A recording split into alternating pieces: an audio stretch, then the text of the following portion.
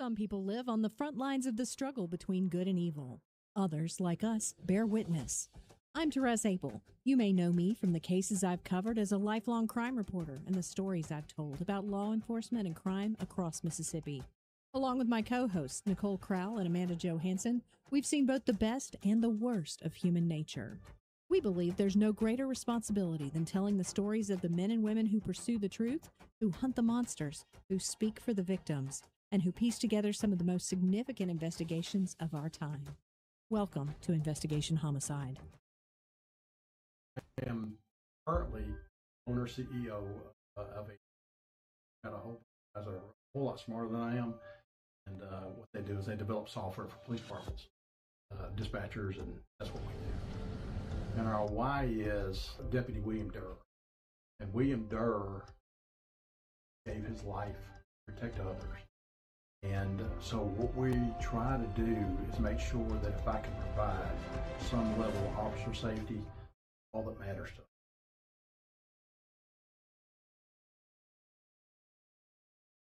I am currently owner CEO. Got a whole lot smarter.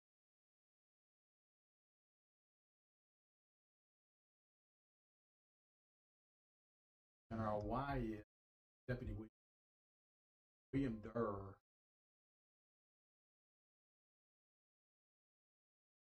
Okay, we're having technical difficulties with the commercials. We'll be back with Southern Connection in just a minute, but let us go ahead and just get introduced.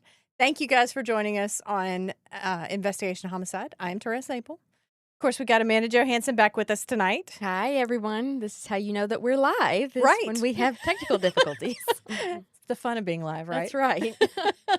The other thing that today's just one of those crazy days. So I messed up on the opening screen for our guest. Captain McNeal is here. Captain Barbara Folsom-McNeal is here with us. And we're excited to have you because your story's a little different than the ones we usually tell. And I'm really excited about it. So welcome. Thank you.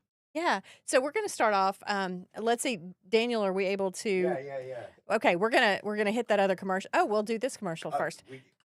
So What had happened was when I added the other one, I duplicated that scene, Oh. so it duplicated it to the ADSI. So I now have to go back in and redo it, Okay, which we so- can't do while we're live. So Sure. Southern Connection, ladies and gentlemen, tell us a little bit about Southern Connection Okay. real quick. All right, so Southern Connection, guys. Yes. They are our other. Yes. Our other sponsor. This is Daniel Anderson's fault. I screwed this up. It's So all right. It is okay. It's just that day. So, long story short, Southern Connection, they're amazing. It's Southern Connection Police Supplies. I know a lot of our listeners and viewers are first responders. If you are looking for gear, if you're looking for anything that you need to make sure that you're safer on your tour of duty, stop by there because it's not just a place where you can buy stuff. It's also a place where they care about you and what happens to you, and they want you to go home at the end of the day. Those are our friends Brian and Kelly Wheeler that run it. Stop by and tell them you heard it on Investigation Homicide. Thank them for making this possible. So the other thing we're going to do today is you see on your screen a perfume. It's called I Come From a Line of Terrifying Women. Daniel, you can take that down because we're going to show this off. These people contacted us and asked if we wanted to try their perfume on our podcast. The name, as you saw, is very hard to pronounce. And so I actually emailed them and said, how do we pronounce your name? And she wrote back and she said, we love to hear how people try to pronounce it. That's part of the fun. So we have tried to pronounce it, and then we did email them. And, like I said, and then Amanda got smart and looked it up on TikTok. But I'm going to go ahead and say my first guess was sucrabili. And what is it, Amanda? Say it for us. It is sucre bay. It is a Sucre French bay. word. Yes, sucre bay, which is French for sugar bee. So smell it and tell us what you think.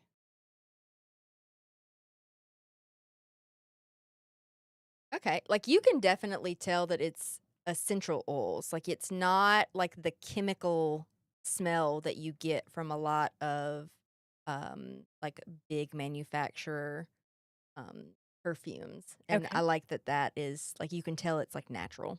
Sure. And I'm going to go ahead and put it on just a little bit so I don't drown us all in perfume smell in here. And see how it smells at the end of the thing. Barbara, take a smell of that and see what you think. You can put it on or you can just smell the bottle either way. I have to agree with her. It smells like a oil, something Mhm. it'll last a long time. But Sure. But it's not no, overpowering. it's Like, very yeah. subtle and sweet smelling. But yeah, Yeah. it smells really good. Yeah. I really like it. You saw the list of the smells in it. It had like whiskey and brown sugar and something. Oh, okay. Anyway, so that said, this is called, again, I come from a long line of terrifying women, and I love it that they thought of us to send it to. Correct. Yeah. They picked the right terrifying women to send it to. So thank you guys for engaging us on all of our fun stuff up front. But now we have a really important story to tell today. So Barbara, you sent me a video that was just kind of you just unloading some stuff the other day, and I want to let you kind of tell me what's our mission here today, and then we'll get into the depth of your story. So you're looking for somebody. I'm looking for somebody, and this person happened to be I think he probably retired or something. Jackson Police officer. Yeah. And this happened like when I was like 11 or 12 years. Sure. So we're talking decades ago. Yes. And let's clarify. This person is not in trouble, you guys. No, No, we're no. we're looking for someone, but not in that. Yeah. We're kind of looking for way. this guy. This is not a wanted. Yes. He's not wanted. So, and I think obviously if people are watching, they may have read the description of this podcast, but start us off. This is a guy who changed your life. Correct. Tell me about so there's a story that leads up to when he comes in. Yes. Tell us what you want to tell us about kind of where you were in your life when he stepped in. Okay. First of all, I would like to thank you for allowing me to come and tell my story. Sure. It will get emotional at times, We'll but get emotional with you. I want to start off by saying like last Tuesday was my birthday. Happy birthday. So, and currently I've been on the police department for 24 years. So I'm headed toward the end of my career.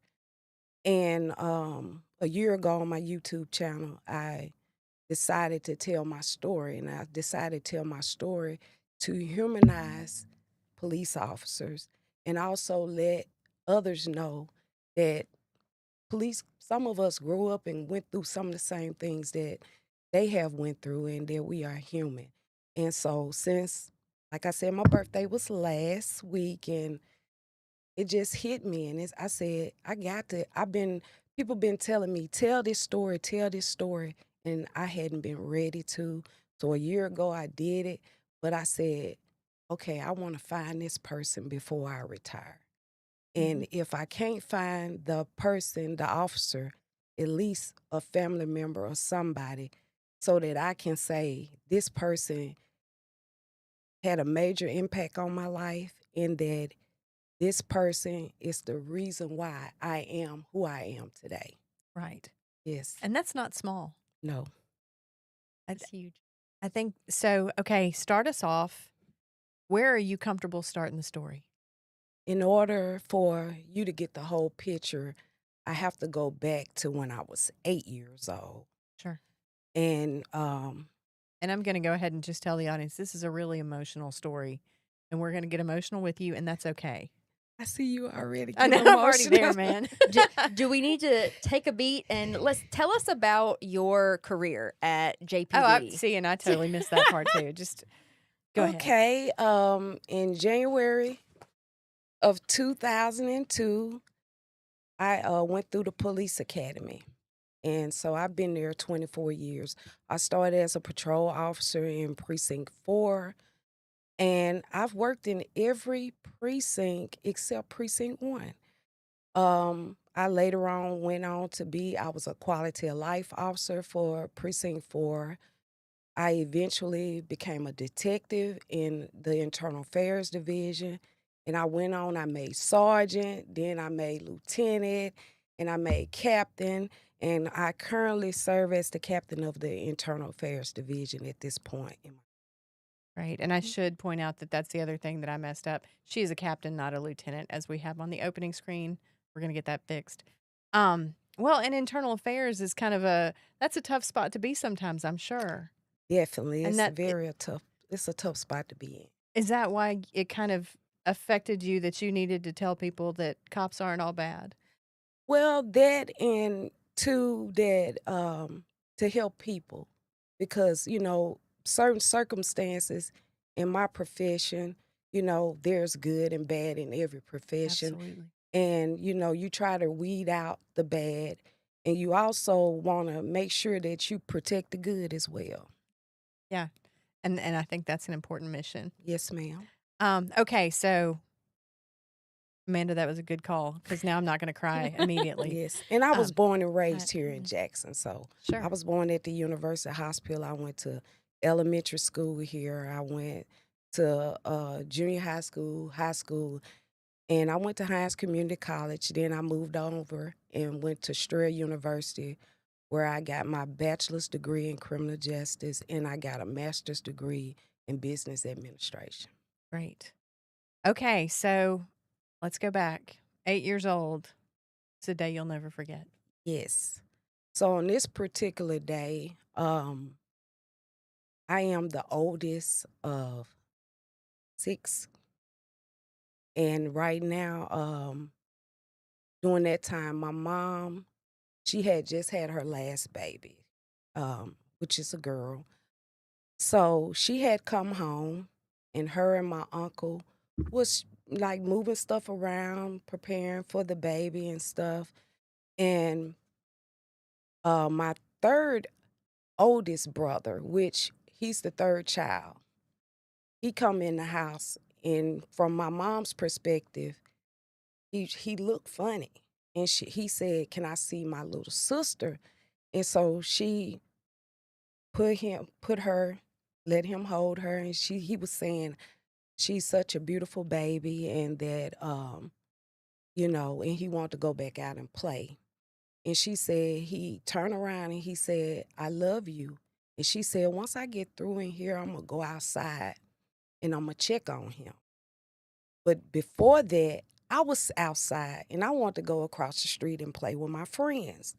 So she said they gonna be okay, because the house that we lived in at that time, the porch was high off the ground, and the driveway went all the way to the backyard.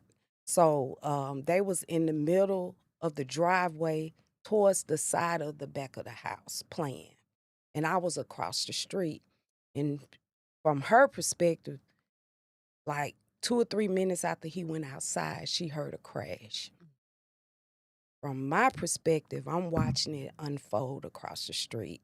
So the street was narrow, and it was a white car that was going extremely fast at this time, and a green car. Later to find out that the person that was driving the green car was a 16-year-old girl. And I guess because of the speed of the white car, the car ran into the yard, hit my brother, hit my sister, one of my sisters, who is a twin. And it went under somebody else's house. So it was 2 people in the car. It was a major accident. And at that time, my mom had a C-section, so she had the staples, and that's a major surgery. And with the porch being high off the ground, she didn't take the steps, she jumped off the porch. So I remember her picking him up and bringing him across the street. And I was sitting beside her because I was like in shock. And at that time, my stepdad, he had the vehicle because he was at work, and we only had one car. And back then, we didn't have a telephone either. So she sat there, and I didn't remember a lot of blood or anything, but I remember my brother in her arms, and he was limp, and his eyes were closed, and his tongue was rolled in the back of his mouth. And a man came out of nowhere, and he just pulled up in his car, and he said, "I'm gonna take you to the hospital." So at that point, he transported her and my brother, and then my sister had to go as well, because even though she was hit by the car, it kind of knocked her up in the air, but it didn't injure her. It kind of bumped her. Other people say he pushed her out of the way, saved her life, but I don't know. So they rushed them to the hospital, and during that time while they was gone, we had a brand new baby in the house. So I went inside the residence and I picked her up and I took care of her till she was 1 year old. My mom ended up having a nervous breakdown because eventually my brother didn't have any brain activity, and she didn't understand it. So my grandmom had to come and say, "Hey, tell my child that her son is gone." So they took him back downstairs at the University Hospital, and they checked for brain activity again, and he did not have none. But his heart beat for 3 days before he eventually, I would say, passed away. So during that time, it's like my mom, her grief was overwhelming. And when I hear her tell her side of the story, she would say that she don't remember my little sister till she was on her birthday when she was walking. But during that time, me being the oldest, I took care of her as though she was a child. And that's where the story begins, to where when that happened, everything seemed to go downhill. It's like she was paranoid. Um, we couldn't go outside to play without her being there, or it was very little times where she would say, "Hey, you can go with this person, or your friend, or something like that." It was like we stayed in the house a whole lot. Yeah. And throughout this, um, the abuse started. So it was a lot of mental abuse. It was a lot of physical abuse. The majority of the physical and mental abuse was towards me and my brother, who's next to me, the second oldest. And I just remember one time where she was upset about something, and she decided that she was gonna whoop me for it. So she dropped the belt in the midst of her whooping me. And when she picked it up, I think she didn't realize it at that time. She picked it up the wrong way. So when she was swinging it, she was hitting me with the buckle. Right. So I remember like blood just everywhere. And I didn't understand it. I knew that my mama loved me. As a child, regardless of what a person does to you, you still love them. And I just didn't understand what went wrong. What did I do that was wrong? Or this to happen? And in the midst of it, I'm this child that's thinking, if I didn't go across the street and stayed in the yard, my brother was. So Right. I'm 8 years old, and at that time, being the oldest child, you responsible for everybody. Sure. So I'm dealing with that and dealing with this shift in uh, with her, the change in what was going on with her. And it had gotten to a point to where this last incident that occurred, we was outside. He said, "Don't go outside." But kids, we went outside, and she came home and caught us outside. And I don't know what happened, but something snapped to where she was like, "Okay, get in this house. I'm finna whoop y'all." And dealing with that abuse for so long, my brother's like, "I can't do it no more." Sure. So he left the house and ran to our dad's house. So when she came in and she asked where he was, and I was like, well, he ran off. She was like, still, uh, She went ahead and decided to. she She was still going to decided. punish you. So she told me to get undressed, and she went to commit to whooping me. And back then, some reason they used a stitching cord, and Yeah. it's a electrical cord. And I don't remember crying because sometimes I know I hollered during the process, and I just knew that you know it was gonna be bad. And every time she hit me, she pulled a chunk of flesh, blood, and stuff. And after that, she told me, she said, go clean up the kitchen. And so I was in the kitchen and I was washing dishes. And I had to roll my sleeves up because so I couldn't get them wet. And then on top of that, when I did put my clothes on, I had gashes down my arms. So my body was in shock. So I don't even remember washing dishes. I just was standing there and I was saying, Lord, please just take me because I want to die because I didn't want to endure the mental and the physical abuse.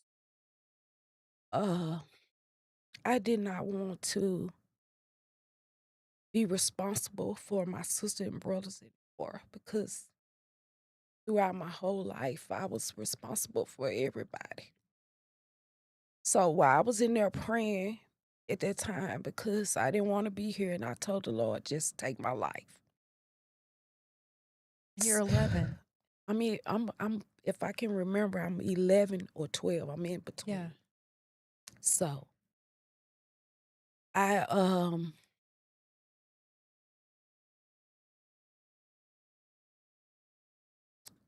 We keep the thank you. we keep the paper towels because we don't have Kleenex. Yes. I'm sorry. No, no, don't be. So so all of a sudden, while I'm in the midst of my prayer, somebody started beating on the door really hard. So I stopped washing dishes, and I guess at that time, my mom, she was asleep. I guess exhausted from after what she had did to me, so she went to sleep. And so I went to the door and I peeped. I didn't open the door, and I saw that it was the police. So I went and woke her up, and I said, the police are out there. So she came to the door, and I don't remember. I'm thinking that one of the officers was black and two of them was, I know the one that I'm talking about was white. But it was two officers standing at the door, and they was going back and forth with her. So she was snapping out on them, and these are my kids and all of this stuff. So evidently, my dad called the police after my brother had. Sure. So while she's arguing with these two officers, I'm sitting back and I'm just peeping, watching what's going on.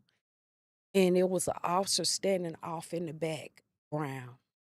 He wasn't saying anything. He was just standing there watching them go back and forth. And when I look at it, I think about my career and what I do now, and I understand that maybe they was the rookie officer and that was the senior officer, and he was allowing them to handle it before he stepped in and took over. And he looked at me and he saw me and he was like, come here. And so while they was arguing with her, I walked to him and he kneeled down and he took both of my hands into his. And at this time, I didn't remember to cover up my scars because anytime I had any type of injuries or scars, I would hide them. So my sleeves were still rolled up. And when he saw my arms and what she had did to me, they had to hold him back because he lost it. And at that point, I remember him picking me up and taking me downtown police headquarters where I go almost every week or whatever. So, and I remember him telling the detectives, because he sit me on a desk and he was like, look what she did to that baby. And so the police ended up taking us out of the home. They took us to my dad's house. Me and my brother had the same father, so, and they was gonna leave us there because she was gonna have to go through some type of counseling or whatever. But within that same day, her and my aunt, was my dad's sister, came to the house. My dad had left and went to do something, and she got us back in the car, and she was beat my brother because he ran off and told. So the police was called again, and we were taken out of the house. They put us in this house where it was like other children that I guess orphans or whatever. And this couple, I guess they would welcome us in. So it was like about 5 or 6 of us there. They had a huge home. Sure. And she couldn't know where we was. My dad couldn't know where we were. And we were going to school, and they would come and get us before school was out. And it was strict directions for the administrators not to allow anybody to have contact with us at that. And so eventually she went through some type of counseling or whatever, and we ended up back at home. The physical abuse stopped, but the mental abuse continued. And my mom went through something in her life.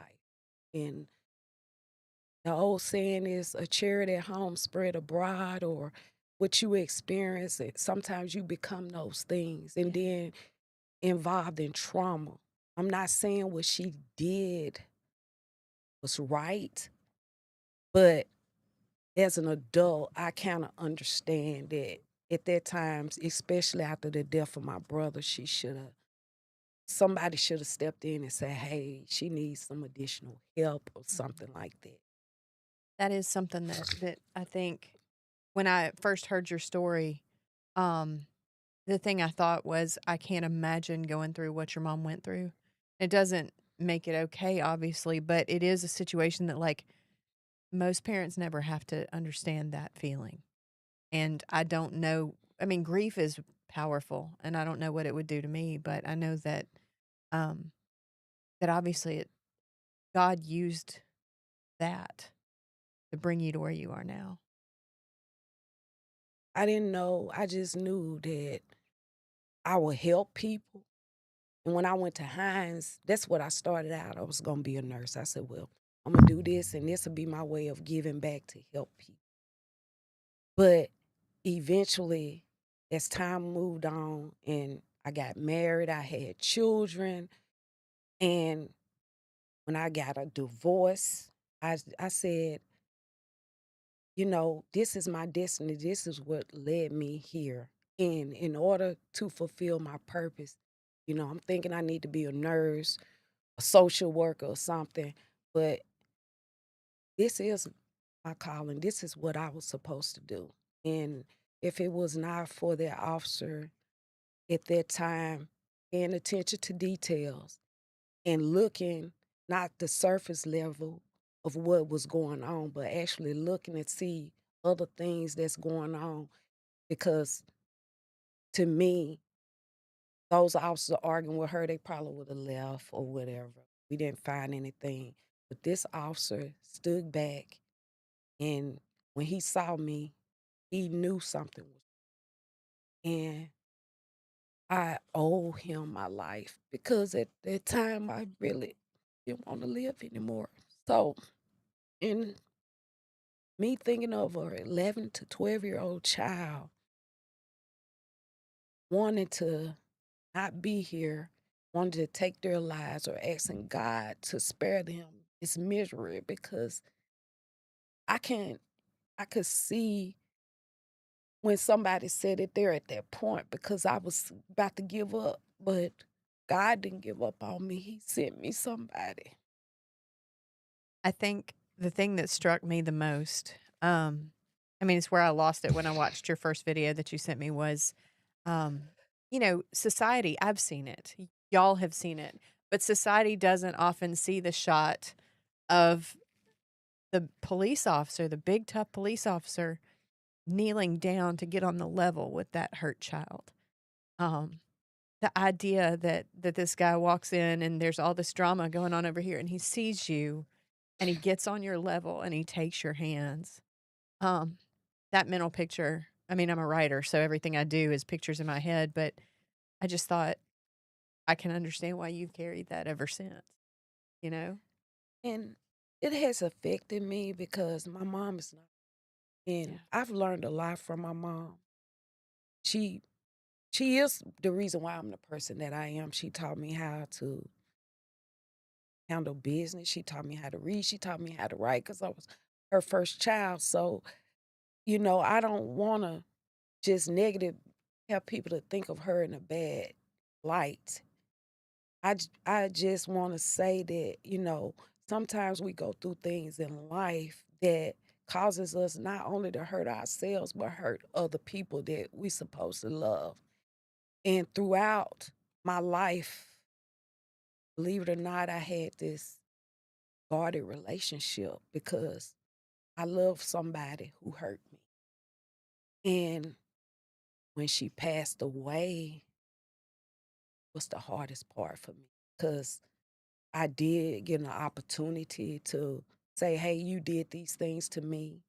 And this is how I felt. And the apology that was given was if I did this instead of I did this to you. So I just had to accept that that was the best way she can give the apology. But after she passed away, I really had to go to counseling. I had to deal with it because of the relationship. So I was not only mourning the loss of her death, but everything came crashing down on me at this time. And I was off of work for like 7 months after her death because I was in charge of everything, being the oldest. I had to make sure that I buried her, make sure I carried out all her wishes. I paid for the insurance policies, everything. Dylan, I have never been really a child because my whole life I've taken care of somebody else. And so, which I love taking care of people and helping people. But I never had that childhood because of the circumstances and because I was the oldest child. That I had a lot of responsibility. And when she passed away, it seemed like it was some things that were not said and things that should have been said. And so it caused me to, after I buried her, I thought I was having a heart attack. My mother-in-law had to rush me to the hospital. It was like, no, you're not having a heart attack. Something else. So, Panic attack. yes, I had to go and off of work for 7 months after her dealing with it. Well, it's traumatic. I've lost both my parents, and it's traumatic to lose your parents either way, but especially when it feels like you're trying to forgive something that she didn't forgive herself for. That's why she couldn't admit it.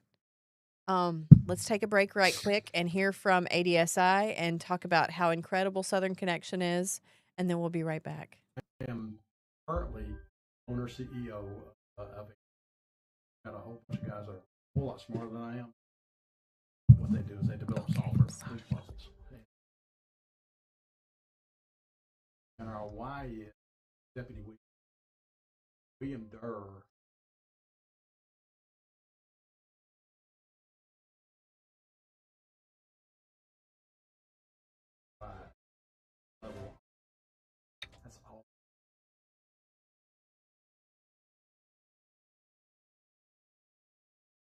And just a reminder, our other sponsor, and we've had some technical difficulties tonight, but Southern Connection Police Supplies is our other sponsor. We are so excited to have such high quality sponsors. Both ADSI and Southern Connection are huge movers and shakers in the first responder community. And we're just so grateful that they allow us to tell these really important stories. Each week, we bring you a story that helps humanize first responders, that helps you really kind of understand more about what's behind the badge or behind the crime scene tape or behind the fire hose. And we're grateful to Southern Connection for being a part of that, and to ADSI as well. So Barbara, let's go back. So now you've lost your mom. You've taken this time off. You're a police officer at JPD. You worked your way up to get there. And then when does it start to hit you that, like, I might want to find the guy that gave me this? I've asked questions over the years and asked people that has been on the department for a long time. I know one of the officers that retired a while back that heard my story. Many people hadn't heard my story. And he was like, you need to tell your story. You need to find this person. So it's always been, I wanted to find this person. But because me getting to the point in my career where I'm about to retire, I'm not going to retire, but I can retire. Good, yeah. And, you know, it's just a combination of my birthday, because my mom died 4 days after my birthday. Anniversaries are hard. Yes, and then you got my birthday, you got her death, and you got Mother's Day and the same thing. So, you know, I deal with a lot when May comes, it's a lot Sure. when it comes to that. And then me thinking about the end of my career. And I was like, you the first person I thought about. I said, if anybody can help me find this officer, you can. And even if he's no longer with us or anything, at least I could tell if he has some children or somebody that can know what he did for me. So we're going to find him. So I'm going to start off by telling you, the listener, the viewer, if you are someone who worked at JPD all those years ago, we want to pick your brain. We know it was a white guy. A tall, maybe because I was small, he would put you in the mind of a state trooper. But yes, he was a white officer. So kind of in your memory, tall and professional. Very professional. Amanda and I were talking about good questions too. Yeah, are you comfortable with giving us some type of a time frame of years so that people can like know what years we're looking at for officers to have been employed? It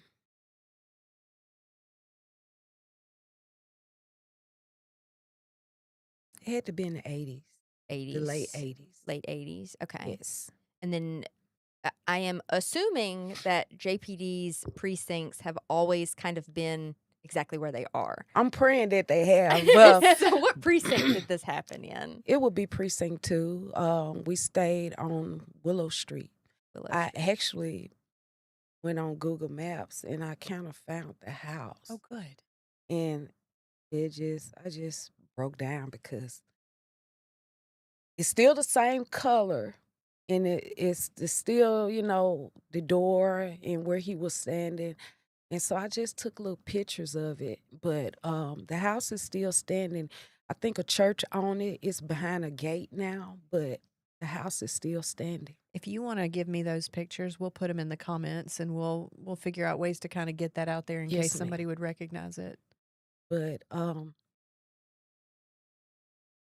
definitely, I really think it's very important that I find somebody that's connected to him.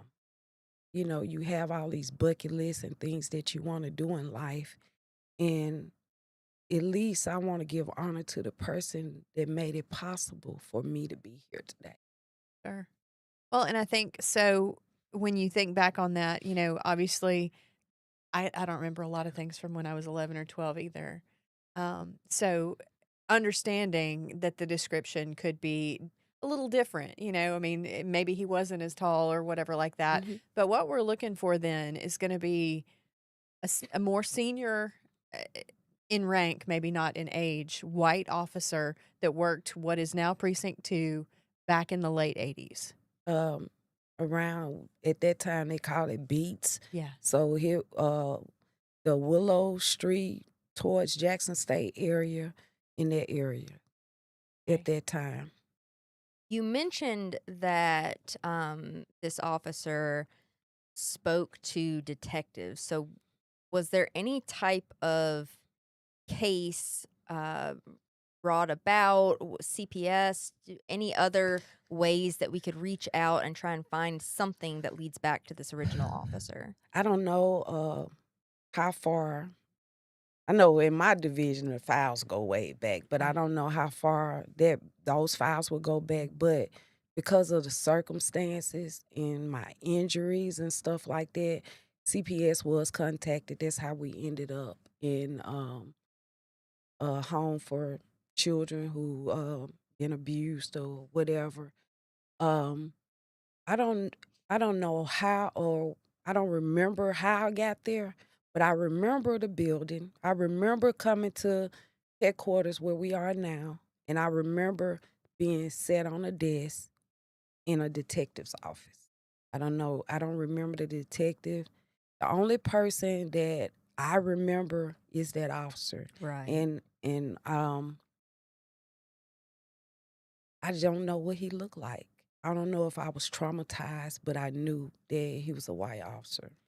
So, one of the things that strikes me is for 3 years, you had been in a situation where it felt like your mom probably didn't see you other than when she was angry.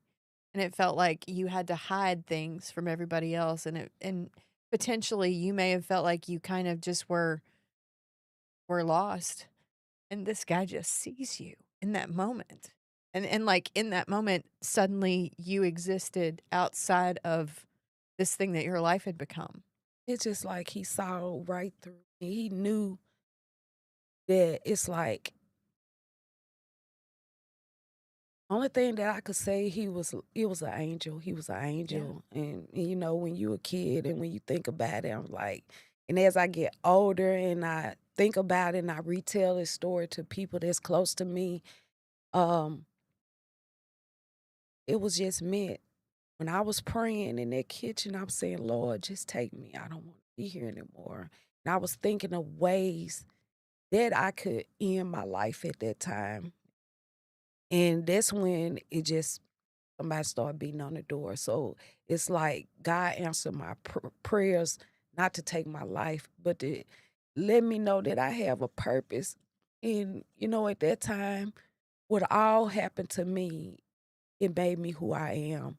And because of that officer, I mean, the gratitude that I have for him and everything, I cannot leave my career at this point without knowing him and knowing who he is. Sure. Well, and I want to point something out too. Not only was it the prayers of a child that led basically what we're going to call an angel to beat on the door and save you from that, but how many times in your career that's now what you said 26 years? 24 years. 24 years. How many times have you been that for somebody else? I can't even say it without crying. Cuz I I've know you been have. I've been in a lot of situations where um things that I've seen that happen to children, and not only that, looking through the eyes of my husband and what he went through when he was working with JPD as a robbery homicide detective, and seeing the stress that he went through. But it have been times that I would have to do my job and people look at us like they don't have any emotions or anything like that. But it's plenty of times that I take stuff home and I cry. And believe it or not, I have problems sleeping. My mind is constantly racing. You know, I'm always thinking about the what if. What if this happened? What I need to do. And, you know, in law enforcement, they tell you you need to stay on the swivel. You got to always be thinking the what if. But I've been like that all my life. The what if. You know, I would do things to try to make my situation better. Um, you know, it had gotten to a point to where as I got older, my mom would like hug me, tell me she loved me. I would just freeze. I would freeze because, and I didn't want to accept it because why now? And I know people change and, we all have to find our own salvation and we have to ask God for forgiveness. But the traumatic experience that I felt with her till it was like a hollow, whatever, I didn't want her to touch me. Sure. So, you know, and then towards the end of her life, I had to take care of her. So I not only had to take care of my brothers and sisters growing up, and my mom ended up being sick, and towards the end of her life, I had to take care of her. And I guess after running that marathon, I Mm. collapsed at that point to where I thought I was having a heart attack. Sure. So Well, and Amanda and I talk a lot about mental health and first responders, and that's kind yes, of one of the things that we always laugh about. It's people talk about it on TikTok, and we talk about it in real life. I think what you're talking about is absolutely textbook, though. I mean, you never got to be a kid, and then you had to be a mom at age 8, and then you lived through this just the kind of childhood that nobody should have to have, and of course, when all of a sudden for lack and again, understand I've lost both my parents when I say this, so it's like there is a relaxed feeling that like and then it hits you like, "Oh, wow." And what you went through is absolutely it makes perfect sense. And I also understand the reaching out now for like, "Okay, I know it's been a minute, but I wanna know who that guy was because I wanna thank him." And, and to me, that's the coolest part about this is that, like, this is kind of a full circle thing. Yeah, yeah, letting an officer or that officer's family, if that officer's no longer with us, know that they left a legacy. I think that that's like kind of all of our dreams. Like we want to have made an impact, mm-hmm, whatever that looks like. But this is a true story of an officer that whether he realizes it or not, he left a legacy that he gets to be proud of in a way, whether he knows it or not. So Yeah. yeah. and I wanted to add that people don't look at us as human beings. They don't look at us as people who done went through some things ourselves. And it's not just me having a story, it's other people there's our law enforcement who have similar stories. And, my biggest thing is that I always say, did I help somebody? Did I do something? Because I got to give back and pay it forward because this person did it for me. So if it's just one person out of a lifetime that we done made an impact in their lives, as a police officer, that's what you want to do. When they say what your purpose is, why you want to be a police officer, I have a true purpose. I'm not just saying, oh, I just want to help people. No, the path for this journey had already been paid for me before I even knew it. Yeah. And you know what? There is something really powerful about knowing you have a purpose like that. Yes, ma'am. Powerful purpose. Yeah. Yeah. So, to our friend Charlie Smith, who's in here all the time, I know if you're not watching, your son Zach is. To any of our other JPD friends, old school JPD friends. I don't want to call them old school, but like you guys that were there back in the day. OGs. Oh, geez. That's a good one. Yes. So help us brainstorm. Most of y'all know how to find me. Most of y'all know how to find Barbara and Amanda.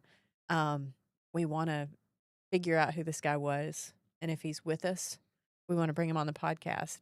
We want to put you guys together. And we're not going to cry as much next time. Or maybe we will. We will. We probably will. So that's your mission now too, if you're a viewer or a listener. Think that's fair? Yeah, I think that's fair. You've done so much for so many other people. We're just going to get an army to help you find this guy. I really appreciate it. Sure. Amanda, closing thoughts? I think it's so powerful that as a child, you didn't choose to help people. It was just kind of thrust upon you. But as an adult, you got to make the choice to help people and you were able to kind of shift your life towards your purpose. I love that. Anything else you want people to know? Devil made a meant it for bad, but God meant it for good. And I just want people to know that regardless of what profession a person is in, there are some good police officers out there. There are a lot of us that are stepping into our purpose. And I appreciate when people see me and they say, thank you for what you do. It means a lot. And even though I may have to retire, look down the road, it's going to be hard. It'll be like a death for me because I've been in this community so long till I don't see myself doing anything else. Well, and Barbara, you asked me not to talk about your family, and I'm not going to. But I do want our listeners and readers, and viewers to understand how much you and your family have helped other people. Because one thing, whenever we have somebody from JPD on the podcast, there's always a lot of viewers, there's always a lot of feedback, that kind of thing. And one thing that I have had the pleasure of doing is since I got to the Clarion Ledger in 2010, I've watched JPD change in a bunch of different ways. And sometimes it's been good, and sometimes it's been bad, and sometimes it's been a growing process. And you guys have been there throughout. You've been there throughout. Mm. And to me, it's people like you that make JPD great. And even in the struggles, it's such an institution and it's such an important place. And so I want to thank you for your service. Thank you. Yeah. And we're gonna find this guy. So if you know who he might be, hit me up. Otherwise, Therese, let's oh, smell the perfume. that's See- right. So we got to talk about our perfume, Sucre Bay. Sucre Bay. That's right. That's right. And I'm wearing it, and it still smells good an hour later. Does So it smell different? Because, sometimes you smell it in the Mhm. bottle, Yes. and then once it gets on you, Yeah. it smells different. So no, it smells pretty much like it does in the bottle, which is as we've talked about, a pleasant smell. It feels funny to shift into talking about this amazing perfume after all the emotions, but that's okay. Yes. So, Sucre Bay, their website is shopsucrebay.com, and that's SUCREB. No, I can't spell it. ABEILLE. Right. SUCREABEILLE. Shopsucrebay.com.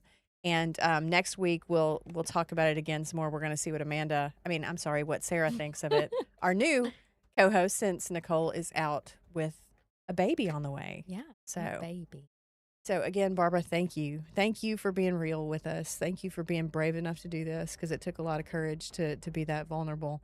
Especially, let's be real, being a woman in this world, Yes. you got to be tougher than the men. And Yes. you are so brave to have done this today, and we appreciate you. Thank you so much. And thank you to ADSI. Thank you to Southern Connection. Thank you, Sucre Bay. And we will see you guys next week.